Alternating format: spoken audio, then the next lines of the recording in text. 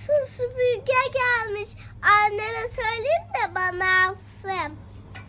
Anneciğim Dyson süpürge var, bana onu al. Dyson mı? Kızım ben kendime de Dyson süpürge alamadım. Sana nasıl alayım? Lütfen anne, lütfen. Dyson süpürge mi? Belki kendime alırım. Nerede anneciğim? Hadi göster bana. Şunları bırakalım. Hadi gel. Bak anneciğim, işte Dyson süpürge. Ne? Dyson mı? Ya bu oyuncak süpürgeymiş ya. Bütün hayallerim suya düştü. İyi ben alamıyorum, sana alayım bari Ece. Al. Yaşasın. Bari birimiz mutlu olalım.